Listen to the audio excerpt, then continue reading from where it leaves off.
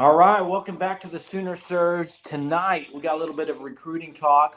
We had some commitments um, last week with Konnor Neer and Troy Everett. And so we're going to have a little film burn of Konnor Neer tonight and talk about him and then just some other stuff. So let's just get started with Konnor Neer. Jackson, we got the film rolling here. Division II, Ferris State.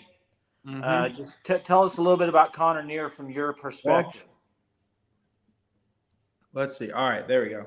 Well, I actually haven't gotten to break down much film on him, but if it's a guy that Brent Venables trusts to give an offer to, he, he must have liked what he's seen. It's the first thing I'll say, because if when it comes for anyone to developing linebackers, I'm going to trust Brent Venables. I believe he was two-time Defensive Player of the Year at Ferris State and He was Division. an All-American 2 time, I Oh, believe. he was a two-time All-American. And back to, I believe they won 2 national championships. Yeah, I believe that is correct as well. So you talk about a dude that just from the first few plays we've seen, he looks big. That's the first thing is you I can see think he's his size. 6'2", 225, isn't he? Yeah. So he already sort of has that college build ready. And just getting under Schmitty for a year is going to help him. And he looks very just quick. Really, I would say he doesn't look like he's lacking in that part. Looks like he has soft feet. He attacks on hill hard. And once again, just like I said, it's a guy I trust Brent Venables. And Well, I think with Konnor Neer, a lot of it is you look at the Sooners linebacker room right now. Danny Stutzman is really the only proven guy in the room who has any sort of real college experience. Now, Jaron Cannett, Kobe McKenzie, those are two guys that certainly have all the potential in the world to be very good contributors on this defense. However, they have not proven it. And Kobe McKenzie and Jaron Cannett, they both are very young. And then you look at Kip Lewis. He needs to put on some weight. He did good in the spring game. But I think this is just a guy who's going to come in and he'll be, like Jackson said, he has a lot of experience. He'll be able to come in and provide immediate experience into a linebacker room that overall is fairly young. Yeah, and I would agree with that, Brody. And I think that's probably the main reason of getting him. I mean, because of his experience. I just kind of take it back to last year when they had a guy like TD Roof, who obviously got injured, didn't play, but he was a guy that transferred in. When his dad came over, and he had played a lot of ball at Appalachian State and other he's going to schools. play a lot too. Yeah, and so I to Konnor Neer's a guy that gives you that depth that you need. Yeah, for sure. And I mean, just like as I've said, I trust Brent Venables really with him, with this evaluation.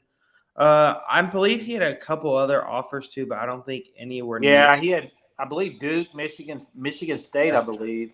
But no pun intended. But really, there was no one near the caliber that OU was. I mean, Michigan State's a good offer.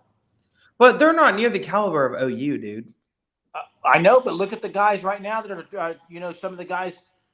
I'm not saying he's going there, but you talk about guys like David Stone and other guys visiting there. I mean, they're a big time. I mean, they're a great Big Ten school. I wouldn't say they're the Ohio State and Michigan by any means, but they're a good school. So he was getting offers.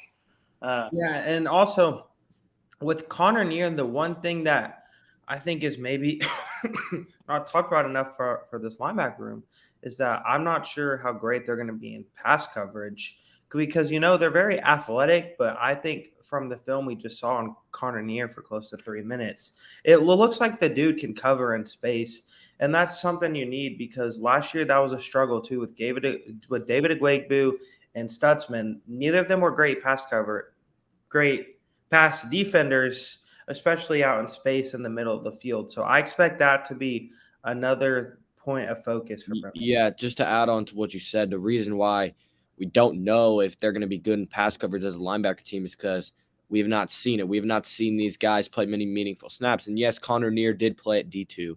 And so we don't know how well his game is going to translate to the Division I level. But at the least, this is a guy who has some college experience, and he'll be able to make this team better. Now, another addition for the Sooners this past week that was a very big addition is the Appalachian State transfer offensive lineman Troy Everett. Now, This is a very solid addition. I believe the Athletic listed him as a freshman All-American or something like that. He has 4 years of eligibility remaining. That's why. And he played center for Appalachian State, but Oklahoma will want him at guard more than likely. But nonetheless, he'll be able to push Andrew Rain, push all those guys at guard, because this is a guy who has played college football at a high level. But and yeah, I was going to say on that, when you're talking about center and guard, with him joining, what you have is, okay, we know Rain has also played guard. So you could have a battle there between them going it out for center. I mean, he could push Rain for a start. I mean, I don't know. He could push him, or you could move one of them to guard. Even if this guy comes in and is just going to be the guy at center, you could move Rain to guard even. Well, it gives Beaton both some options. It does give him options. Right now, I wouldn't predict Troy Everett to start. I think he'll be Oklahoma feels really good about where their offensive line was at prior to the Troy Everett addition.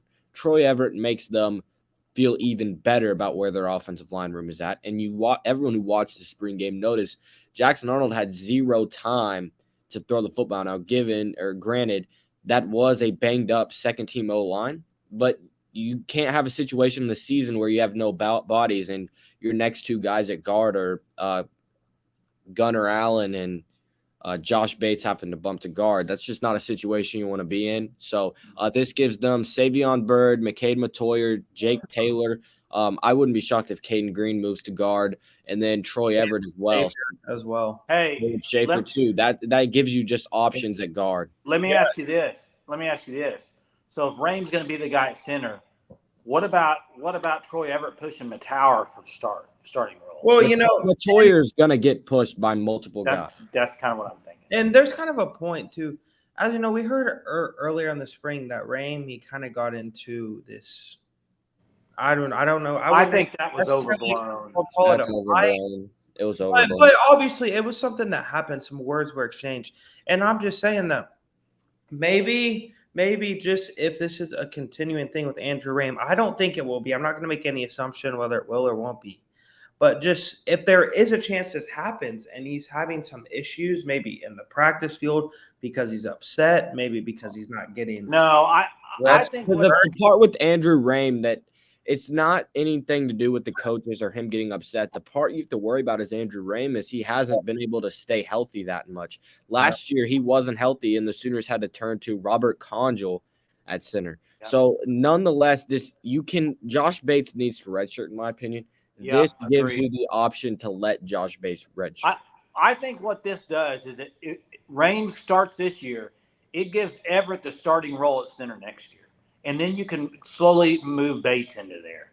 Or, you know what I mean? It gives you options. That's only if Rain goes to the NFL. Yeah, I mean, it's a big get because we all knew they needed another offensive lineman depth-wise. So it's a huge get. And to battle out and win that victory over Virginia Tech to get him is huge. And you talk about really just Oklahoma's success in the transfer portal so far with Everett and Neer bringing in guys in the winter period with McCullough, Rondell Bothroyd, Trace Ford, Andrew Anthony, And Brody, I'm going to turn this over to you now. Sooner fans, I know you guys are wondering about the Louisiana transfer defensive back, and I know you've heard some things on that, Brody. So if you First things first, I posted this over on our new message board on Heisman Park. This is our new forum. It's free for the first 30 days, so if you haven't, go check it out. But we have this information on Trey Amos that has been posted about for 8 hours now. We also have, I know we'll talk about Jordan Tyson later on this video, but if you haven't, go check it out. It's free. Definitely worth looking at. We got all kinds of insider information over there. With Trey Amos, Oklahoma offered him earlier this week on, I think, Tuesday.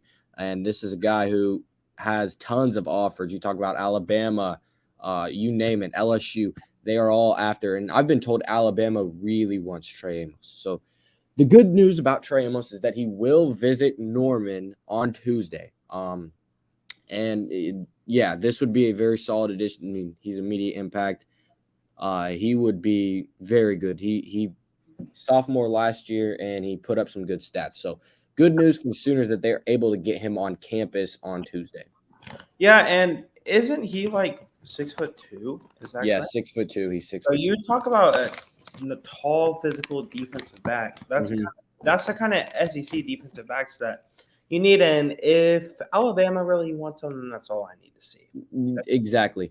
One of the things I've heard people talk about once they figured out that OU offered Trey Amos is they're like, okay, with Gentry Williams, does that mean they don't feel good about where he's at? Does that mean they don't feel good about where, let's say, Kendall Dolby's at? I wouldn't view it that way. Now with Gentry, they have kind of I don't know how to say it, but they've not taken it too fast with his recovery. They've kind of taken it slow, which is how they should do it. But with Trey Amos, this is just a guy. I mean, he's one of the best DBs in the portal, or probably the best DB in the portal. And like Jackson said, Alabama's offered him, and they really want him. So this is a kind of the guy where, okay, I think Brent Venables said it. This is a guy who makes you better immediately, and that's what they want to do with their scholarships is bring in people that would make them better.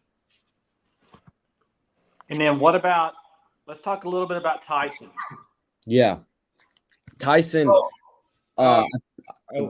put this on the board. Again, him and his brother, there's an interesting situation there. But with Jordan Tyson, the wide receiver from Colorado, I would be very surprised if he wasn't a Sooner. And I would expect that announcement pretty soon. He's visiting Arizona State today. But I wouldn't view that. I wouldn't take that with too much. I mean, that's really just his free vacation to Arizona State. But Jordan Tyson's going to be a Sooner. I feel very confident in that.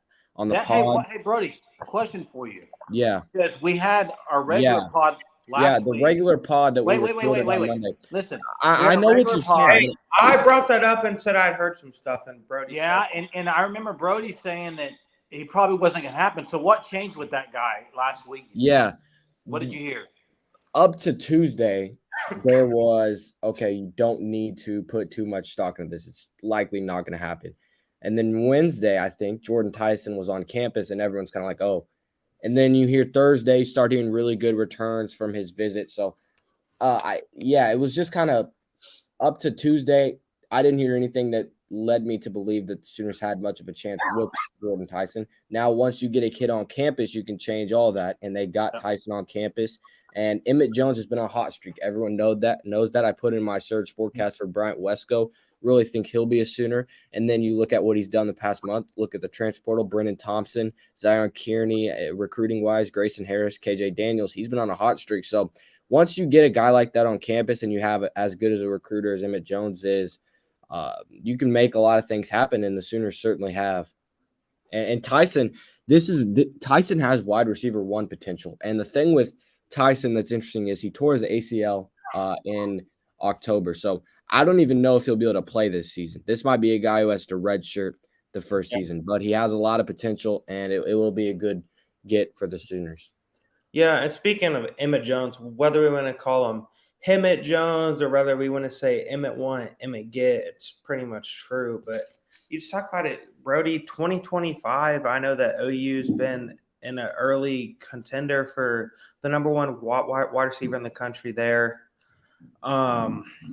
Really just Emmett Jones, guys. He's came in, and I think we all knew that he was good, but I don't think we expected this good of a level so early. He was highly touted as that recruiter, though. Just to hit on another, like talking about portal and receivers, Keon Coleman, I think Hayes Fawcett put on the graphic of basically every Division I school that's contacted Keon Coleman. People have asked what's with OU and Keon Coleman. He's currently visiting Florida State. If LSU wants him, he's going to LSU. If LSU doesn't want him, I'd imagine he'll end up at Florida State. I mean, he's a very, very good receiver. That hence why every single D1 team reached out to him. So I wouldn't expect OU to do too much there. Hopefully, I'd be fine being wrong on that one. Yeah, I agree. And Keon Coleman, he's just a guy that I think we all kind of knew when he entered the portal that probably it was a guy OU wasn't going to go after just based upon the numbers they have in the receiver room, and a plus with Tyson leaning towards the OU. And guys, I think that's pretty much all we have to talk about for tonight. So if you haven't, go check out surgesportsnetwork.com. Just like Brody said, we have a new forum up and running. The first 30 days is free. It's called Heisman Park, and we would love to have you go on there, interact, sign up, subscribe. Brody and Hunter will be bringing you great insider recruiting content. Me and Jason will keep on doing it on the YouTube. And we also just recently uploaded a softball article about the Oklahoma's win today over Oklahoma State. And boys, I think that's all we have for tonight. Boomer. All right, Boomer.